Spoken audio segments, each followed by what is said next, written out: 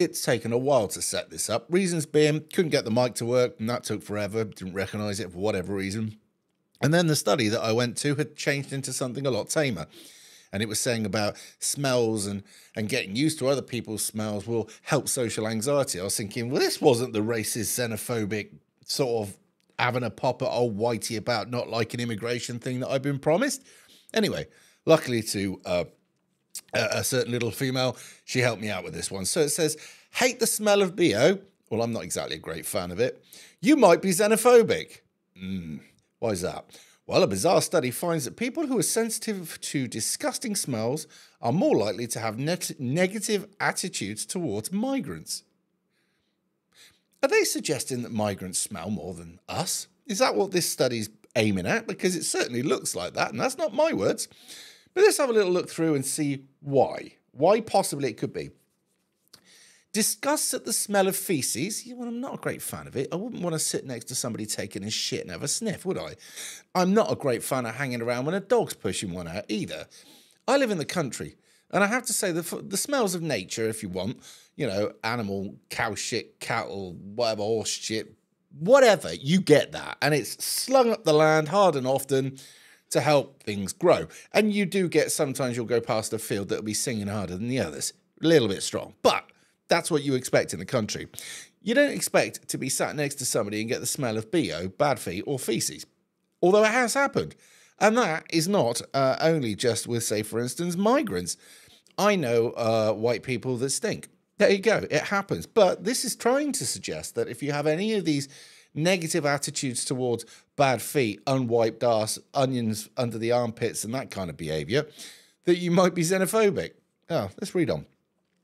Scientists claim that steering clear of disgusting smells is natural mechanism, but when that works into overdrive, it could trigger hostility towards refugees. Well, if they smell it, will do, won't it? Because at the end of the day, nobody wants to sit next to or breathe in the same air as somebody who's given off fumes. Know what I mean? Bizarre research claims that people with sensitive nose for disgusting smells are more likely to be xenophobic. In a study across 9 countries, scientists have linked the repulsion to sweat, bad breath, smelly feet, and a heightened dislike for refugees. Why? Are they associating those smells more predominantly with refugees? Is it a case that refugees have a lower hygiene standard than we do? Well, these are all honest questions, because the way this is sort of aiming, it's suggesting that is the case. Clearly, I don't hang around with refugees, so I can't answer that question as in yes or no or anything. I'm just simply asking, why is it they keep aiming refugees when they're talking about this? Steering clear of stenches, a natural mechanism to help us avoid illness. Experts at the wherever it is Institute of Stockholm explain. Do you realise that when the Black Death was out there, people thought the bad smells were the carrier of the disease, and they used to put out things like incense and stuff like that, and burning stuff around to try and ward off the evil airs and the plague. Not that it actually worked, because that wasn't how it was actually, spread. But nevertheless, it's always been, the idea being is that if you think that somebody can miss out on having a wash and stuff like this, the chances are they're probably carrying more bacteria. Now, some people may wonder, why is it that a tramp doesn't get ill in the same way that somebody else who temporarily did look after themselves might do? And the fact of the matter is this: when you enter bacteria in quantities slowly, you introduce it to the body, your body will build up a natural defense to that bacteria. So somebody who lives in the outback and literally has a dip in the water once every so often and doesn't wash his hands and knocks one out or fucking wipes his backside and all the rest of it, they will be predominantly more geared up to deal with this sort of stuff. Whereas somebody who lives in a rather rich part of, say, for instance, London, and goes to wine bars and washes themselves a hell of a lot and wears all the fragrances and, puts all that stuff on their hands, are probably they've got a lower defense to bacteria and the lower defense to all the other stuff, and, they're more likely to pick someone up. But it says, but when working into overdrive, this may trigger hostility towards refugees who they suggest can be perceived as having dissimilar hygiene and food habits. I would agree. Individuals are more easily disgusted by body odours and also more prone to having negative attitudes towards refugees, as scientists wrote. Let's keep going. It's got a lot of refugees dressed in their native clothing, all behind fencing. In a study across 9 different countries, scientists explain participants' views on refugees. Yeah, it's just going to Somali refugees.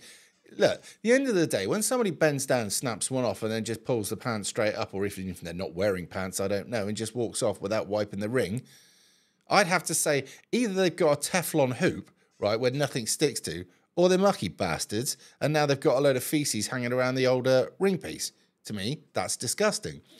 Now, we've got video footage of refugees that have made it to this country, literally cupping down on a train station, snapping one off, pushing out the unwelcome guest, and they're just cracking on about their day like nothing had happened. So that will raise alarms. And the other thing is, right, I was always, if they do that, do they wash under the pits? Do they have a firm wash of the tackle? You know what I mean? Making sure that the more poor aromas, like the French onion soup gone wrong smell that comes from these areas, here's the thing. Over in Muslim countries, I think they actually tell the men to shave under the armpits because the hair will hold bacteria. And do you know what? I've done it in the past. Really hot summer, I don't want to smell for anybody. It's one of those things that you're always aware of, aren't you? And yeah, I've known people that sing. Absolutely buzz. They hover. They're absolutely savage. Breathtaking.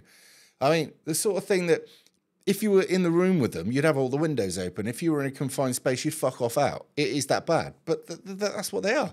And there are some people that generally can't help it. There are some people where their glands are in overdrive. I don't know what the medical persuasion or for that is, what the terminology. But these people literally, as soon as they've had a bath, they sweat and they stink. Right? I feel truly sorry for these people. I don't know what can be done. But there are people who naturally just stink because they couldn't give two shits. And they've got so used to their own smell, they don't care anymore. And also they've got no shame, no embarrassment. And these things just do not bother them. You know, the ones got all the food down the front, right? And the hair's been brushed with a chicken drumstick, right? And, you know, they've got the shit in the corner of the mouth. And you can just, as soon as you get near them, you're like, unbelievable. Anyway, let's read the rest of it. As in previous work prior to COVID-19 pandemic, the relationship was particularly explained by the perceived dissimilarity of the outgroup in norms relating to basic practices such as food preparation and hygiene. They leave food out in the open in some countries, right? Now, I don't know if is it called the Bombay Trots? People that went to Africa, India, I should say, back in the day, right? They weren't geared up for this, whereas the locals had built up a tolerance to it and didn't get ill. But you'd send somebody over there and they'd have a great time. They'd eat something. And next thing, they'd be like break dancing around the bog, shitting themselves thin, right? Chucking their ring up and spending most of their holiday in suffering with a massive case of dehydration and misery. He also say don't drink the water over there. These people are used to it. Nearly 7,000 participants took place in a study which examined opinions, across the UK, New Zealand, Canada, Nigeria, Kenya, Hong Kong, Chile, Italy, and Sweden. Some of these countries at the moment, they're trying to flood with these people with the poor hygiene standards. When assessing body odor sensitivity, participants were asked to rank scents on a 1 in 5 scale of perceived disgustingness. I would love to have been about for this one, I'm sure. Human smells like sweat, urine, feet, gas, breath, upper body sweat, and feces were included in the survey. Oh, what a dream of a survey this would have been. These were incorporated into different scenarios, such as you're alone at home and notice that your feet smell strongly. Well, I can safely say my feet have very rarely ever whiffed. I'm one of these lucky bastards that I could wear the same socks 3 days running, put them in your nose, and they'd smell the same. I don't know why. I don't know. If that was the gift, I'd rather have had smelly feet and no asthma. Do you know what I mean? Or whatever. But, you know, these things are weird the way they do it. I've known people that have literally put shoes on for 10 minutes, taken them off, and you're like, fucking hell, stick them outside. And all of a sudden you see flies just dropping out the sky. Anyway, feet smell strongly, and you are sitting next to and notice that their feet smell strongly. A fictional scenario was then used to assess attitudes towards a fictional group known as the Drashnin refugees. I can't pronounce that. I'm dyslexic, you know. I probably should have read this earlier. Researchers posted in a situation which These refugees from Eastern Africa or Eastern Europe have been experiencing a great deal of civil unrest in the recent years. They explained, and as a result of these conditions, many from this country were trying to leave. Okay. A large number of these refugees are seeking to immigrate to your country. Participants, these are the same ones that have the top of the range trainers, jackets, the latest trainers, shoes. No, I'm tired, I've been at work. Latest jeans, you know the ones, mobile phone, beautifully done. Are these the same refugees that are fleeing that war? Is that the one? Or are these the mucky little gits that are probably not actually escaping? They're probably coming to join their family in a restaurant over here somewhere. Anyway, a large number of these refugees are seeking to immigrate to your country. Can't wait. I mean, can you imagine what they have to offer Birmingham? I mean, there's parts of Birmingham that people are 40 years old that have never spoken English in their life. They've lived the country all of their life. Strikes me as a problem. These two might be the same people that might skip a day on washing. Just saying. Allegedly.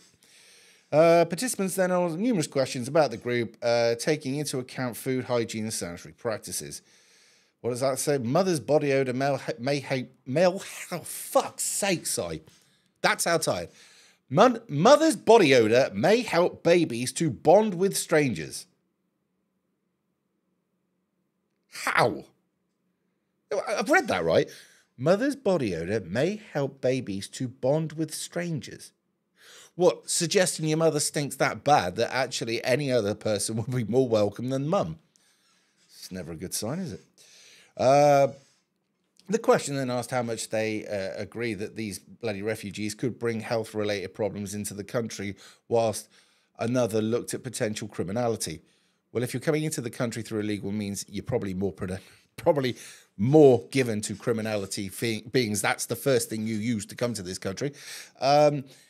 Obviously, if you're not hygienic, and we're a country that's not very tolerant to unhygienic situations because our tolerance to bacteria, as I said earlier, is not so good, then there could be a case, right, that they may bring about more problems with health. Just a theory. I mean, how many times in the 70s and the 80s they used to take the piss and say you've had a bad curry, that's why you got the shits? Why would they say that? They didn't say you had a dodgy fish and chips, did they? That's why you got the shits. They always said a dodgy curry. Why? Well, maybe it was the attitude towards the preparation of the chicken. Maybe it was the way they stored the prawns, and for how long, I don't know. But yeah, just a thought.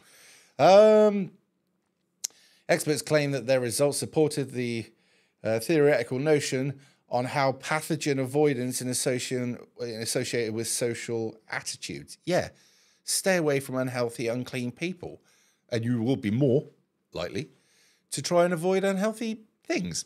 It's obvious, really. Do you know who's been taught to us? In fact, in the Quran, just to put it out there, it teaches you how to bathe and that you're expected to bathe. You know the expression that we use in Christianity, cleanliness is next to godliness? Well, they've got their own version of that, by the way, in Islam. Just a thought. The main finding was observed in a diverse sample of 9 countries. It just goes on, right? This could be a key in curing social anxiety. Scientists say sniffing someone else's body odor can treat conditions. Right, I think I've had enough of that. So, if you've got a problem with people coming into a country illegally, stinking the fucking place up, taking a shit wherever they want and piss wherever they want and just generally do what they want. Oh, and incidentally, have you ever seen some of them where they're just tipping their waist straight over the balcony onto the floor? Somebody else's problem. That's another little gem that they brought with them. So, sorry, I shouldn't move away from the mic. So, yeah, I would suggest that you're not xenophobic. What you are is have a due sense of fear and dread about what this society that we've taken years to make, and it's taken the last 40 years to fuck up, what could be happening to the society in the next 40 years? You know, like, I don't know, we flood the place full of people that don't give a shit, and they turn it into the place that they came from. God forbid. Just a thought. But just remember. Yeah. So I suppose that, yeah. Oh, man, this shit just loses me. It really does. But there it is. Let me know what you think. I would stick the link in there, but it would probably morph itself into voting Conservative, mind you, who would want to now, or Labour, Yeah, it probably turned itself into some complete other work of art, actually. So I won't even put a link up to it, but it was the Daily Fail. I will try and do more videos, but unfortunately at the moment it's not easy because I'm out and about. I could do a live stream on this. We'll have a think. All right, no worries. Well, I'm going to get off and get some sleep because, as you can see, and I hope you're all doing well, and I'll see you all in a bit.